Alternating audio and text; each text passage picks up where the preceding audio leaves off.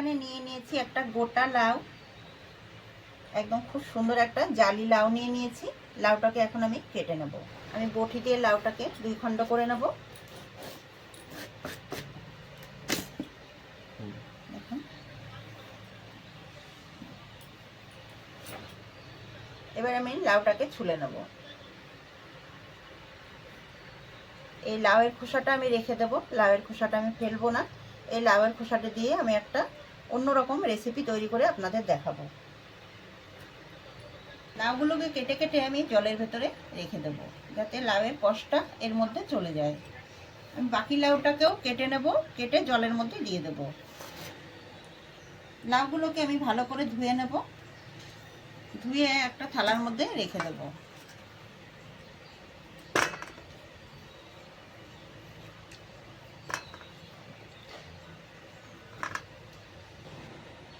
এখান থেকে আমি একটা লাউয়ের টুকরো নিয়ে নিয়েছি। এবার আমি বটির সাহায্যে কেটে নেব।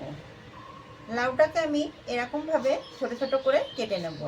আমি দু রকমভাবে কাটা দেখাবো, আপনাদের যেটা সহজ হয় সেইভাবে কিন্তু কেটে নেবেন।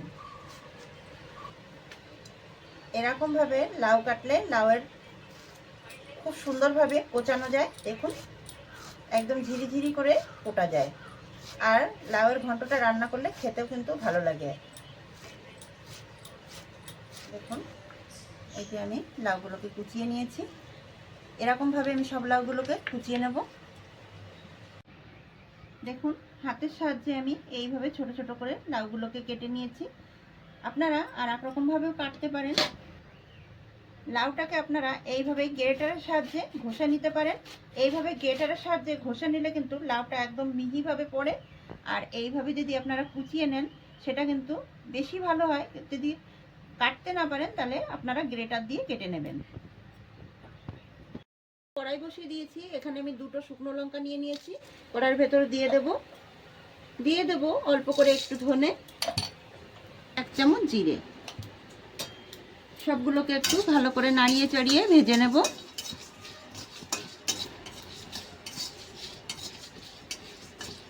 ভালো করে মশলাগুলোকে ভেজে নেব। মশলাগুলো ভেজে একদম কালো করা যাবে না, হালকা আছে ভেজে নিতে হবে। নিয়েছি, এবার একটা বাটির মধ্যে আমি তুলে নেব।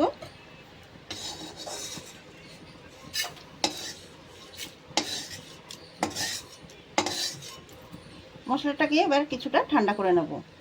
এখন আমি দিয়ে দেব সর্ষের তেল। এখানে আমি নিয়ে নিয়েছি চিংড়ি মাছ, এর ভেতরে দিয়ে দেব লবণ, দিয়ে দেব হলুদ গুঁড়ো। চিংড়ি মাছটাকে ভালো করে একটু মেখে নেব। এবার মাছগুলোকে আমি ভেজে নেব। মাছটাকে একটু ভালো করে ভেজে নিতে হবে।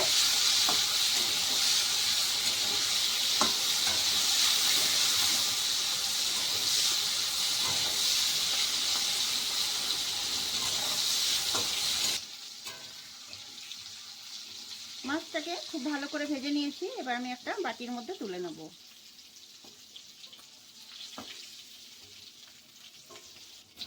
এর ভিতরে আমি দিয়ে দেবো 2টো তেজপাতা, দিয়ে দেবো 1 চামচ জিরে। ভালো করে একটু নেড়ে চেড়ে নেব। এবার এর ভিতরে আমি লাউগুলো দিয়ে দেবো। এর ভিতরে আমি দিয়ে দেবো পরিমাণ মতো লবণ, দিয়ে দেবো 1 চামচ মতো হলুদ গুঁড়ো। এখানে আমি দিয়ে দেবো 5 থেকে 6টা কাঁচা লঙ্কা কাটা।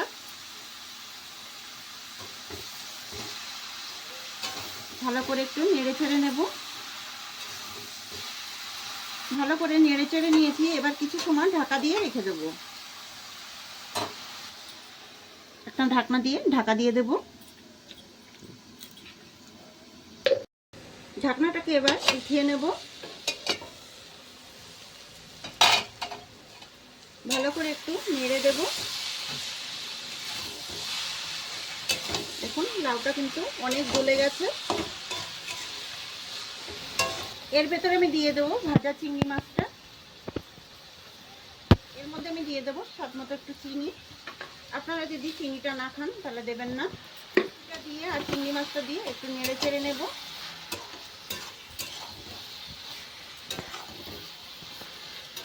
এই রান্নাটা কিন্তু তেমন কোনো মশলারই দরকার হয় না। এইভাবে রান্না করলে কিন্তু এইভাবে আপনারা যদি রান্না করেন তাহলে এইভাবেই কিন্তু খেতে খুবই ভালো লাগে। অনেক বেশি মশলা দেওয়ার কোনো দরকার পড়ে না। এবার আমি যে মশলাটা গুঁড়ো করে রেখেছিলাম সেই মশলাটা দিয়ে দেব।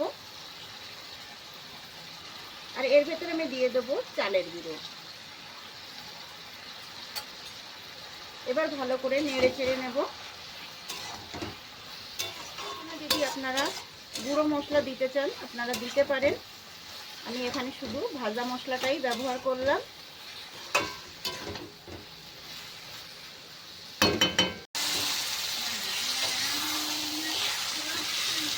দেখুন ঘন্টটা আমার তৈরি হয়ে গেছে আর ঘন্টটা দিয়ে তেল ছাড়তে শুরু করেছে।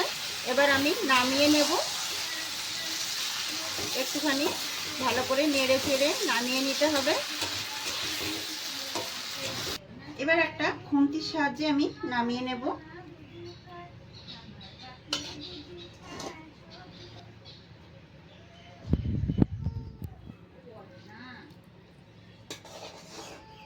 বন্ধুরা, চিংড়ি মাছ দিয়ে এরকম লাউয়ের ঘন্টর রেসিপি একবার হলে গরম গরম ভাতের সাথে কিন্তু জমে যাবে। আর খেতে এত ভালো লাগবে যে এক থালা ভাত কিন্তু হামেশাই উঠে যাবে। দেখুন যে ভাজা মশলাটা আমি তৈরি করে রেখেছিলাম সেটাকে একটু উপর দিয়ে দেব। এরকম ভাবে দিয়ে দিলে এর উপর দিয়ে সুন্দর একটা গন্ধ আসে আর খেতেও কিন্তু ভালো লাগে। আমি আগে থেকে যেহেতু মশলাটা দিয়ে দিয়েছি এরকম ভাবে দিয়ে দিলে দেখতেও ভালো লাগে। দেখুন বন্ধুরা, রেসিপিটা কেমন লাগলো কমেন্টের মাধ্যমে জানাবেন। ভালো লাগলে লাইক শেয়ার করবেন, সাবস্ক্রাইব করে পাশে থাকবেন। ভালো থাকবেন, সুস্থ থাকবেন। দেখা হবে পরবর্তী ভিডিওতে নতুন রেসিপি নিয়ে।